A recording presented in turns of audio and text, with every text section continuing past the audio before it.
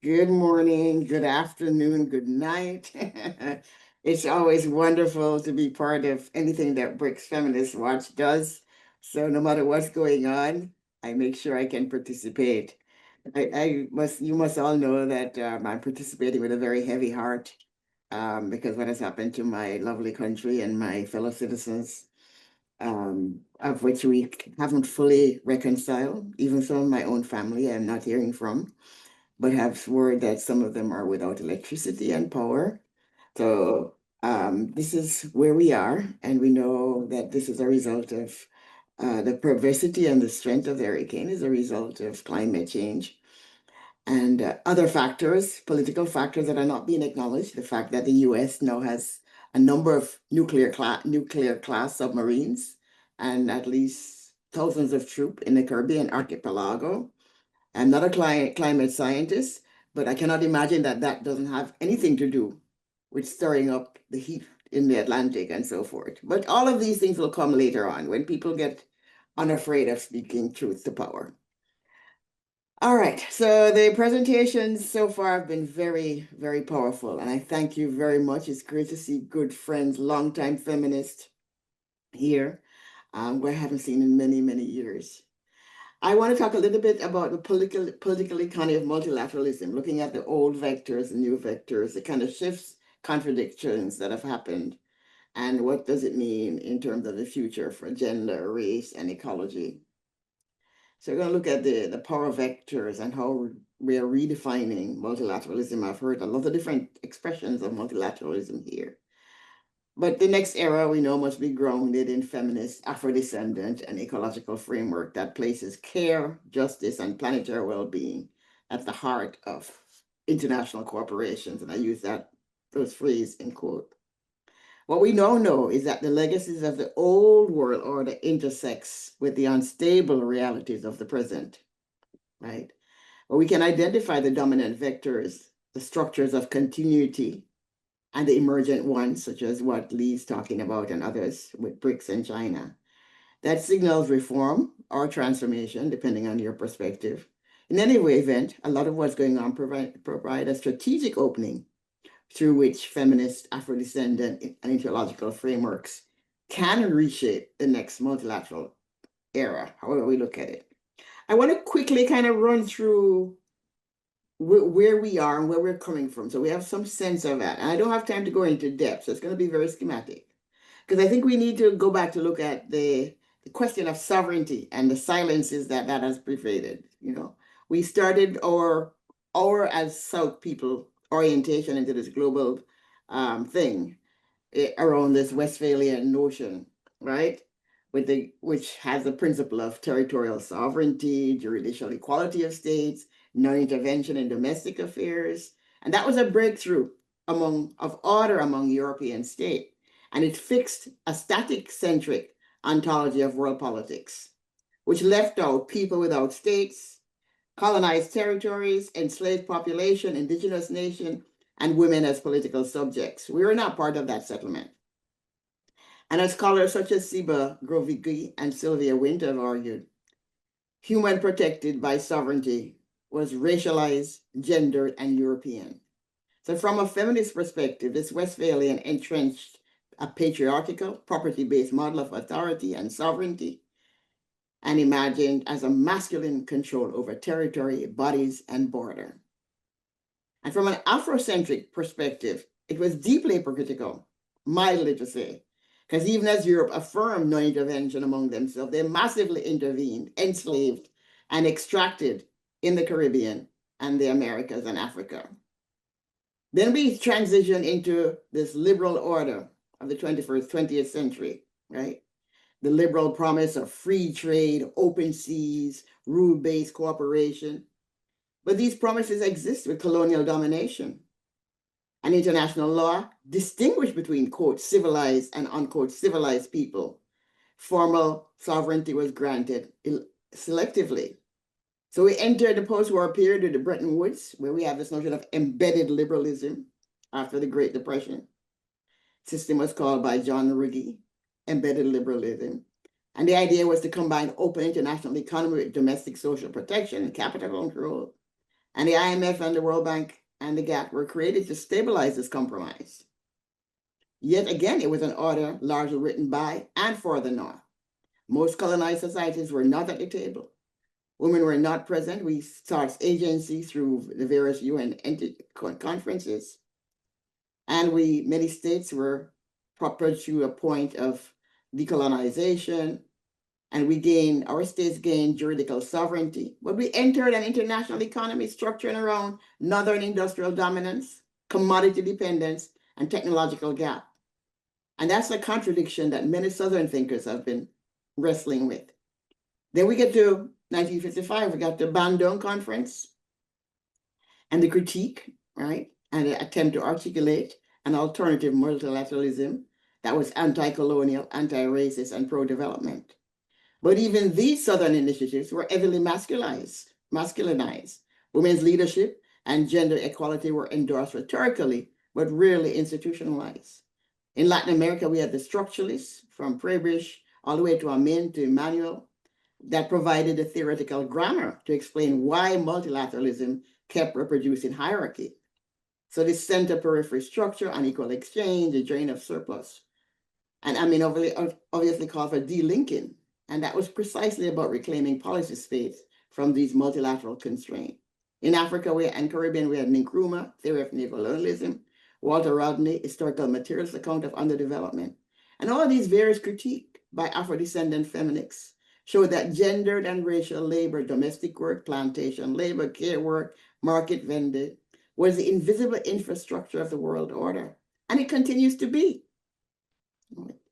So we entered the 1980s with neoliberal globalization and the hollowing out of sovereignty.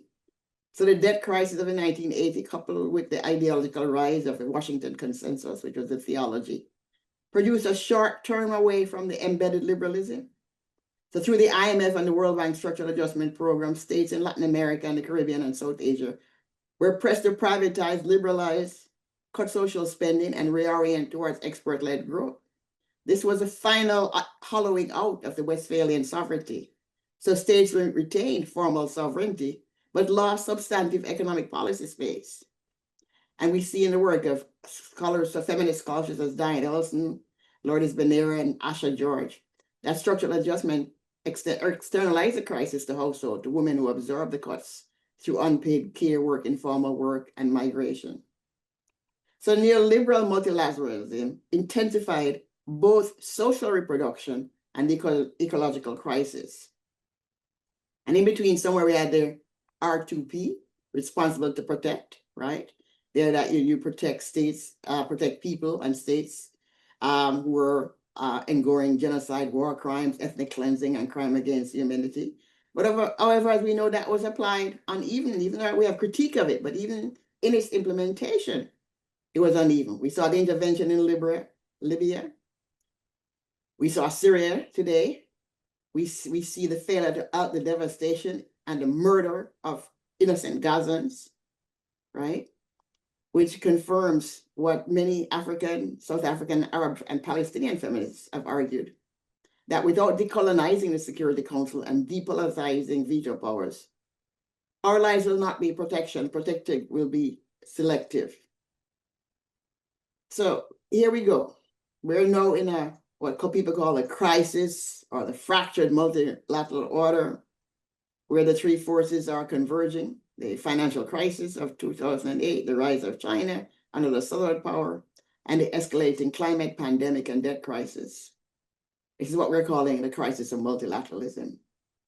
Western-led institutions face legitimacy deficit. And at the same time, we have the rise of Southern platform, BRICS, AU, G20, CELAC, ASEAN, SCO are expanding. But as Patrick Bonden, as Eduardo Goodnas, and Samvas caution, Southern platforms can reproduce extractivist, patriarchal, and corporate-friendly logic unless they're deliberately grounded in feminist, Afro-Descendant, ecological justice framework.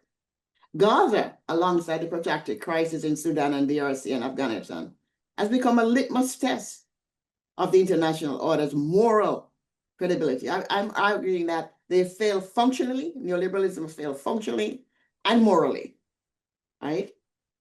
when mass civilian suffering is not met with consistent protection, then who are we? And we see that right now in the Caribbean with the demands. I call it demand. They say the U.S. government will say they've sent a letter of request to the state of Grenada that they invaded in 1980 to request that Grenada give them permission to put bases and to locate U.S. military. Now, in no sense in any part of the world could that be a request that Grenada has a reasonable chance of denying and saying no. We've seen the fracture of the relationship around this militarization of the Caribbean. So the post-war militarization really has been a setup to protect global accumulation. The IMF, the World Bank, and all the related agencies, including some of our UN friends, right? The boundaries of legitimacy and expertise is about protecting global accumulation, right? But even those, so that multilateralism has performed a dual function. It has reproduced social relations and sustained global inequality. So we need to move forward, and I don't have time to go into it. I just wanted to trace that through, and then quickly, because I know I only have the 7 minutes, but I just want to flag that this racial capitalism and the search for epistemic justice has been there from C.L.R. James in the Caribbean, from Claudia Jones to Sylvia Winter, Angela Davis, and contemporary Afro-Latin American scholars who link slavery, colonialism, and modern finance into one continuous system of racial capitalism. So the plantation become the prototype for today's supply chains. Extract debt, policy continue, the patterns on the new name, and we have a global governance system that still operates through racialized valuation. Who counts? Whose knowledge matter? Whose suffering is visible and whose suffering is not, right? So where do we go? Right? Path toward a feminist ecological multilateralism, right? If we want to keep the terminology, whatever it is, I'm thinking of international cooperation. It has provided a site for us as global feminists to be able to bring our points of view and our metrics and our thoughts in. So whatever it is, this new, quote, multilateralism must redistribute voice, resource, and knowledge, and link towards a feminist ecological multilateralism. All right, we have to have definancialized development. We have to repair and invest, tying debt restructuring and debt forgiveness to gender budget floors and ecological restoration in community. Not this stuff that the World Bank is pushing, carbon-based, market-based thing. That's another green extractionism, and we have to really talk about that. We need pluralized knowledge that grounded indigenous, Afro-Descendant, and feminist epistemology, and where the measure is by care, integrated in whatever we're going to call it, GDP-centric performance, indicators of well-being, safety. So the feminist ecological multilateralism, what I think it was Eduardo talked about, a pluriverse, multilateral pluriverse, right, has to be about not just stability, but sustainability, equity, not efficiency, but care, not control, but relational, right?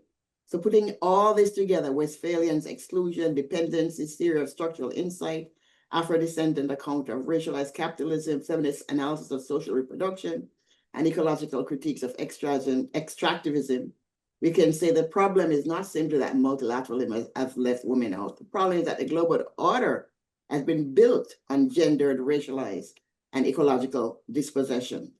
And a transformative agenda must therefore redistribute power and decision-making, redistribute resources through debt, tax, and climate finance justice, protect civic and digital space for women and Afro-Descendant. And I haven't even gotten into the digitalization of the global space yet, and the control of many of our government by Starlink, which is a very dangerous thing. That means that the US government, in the form of one that we know has the willingness and the power, can shut off many of our systems just on a decree, right? Because we're now back to the 19th century kingdom.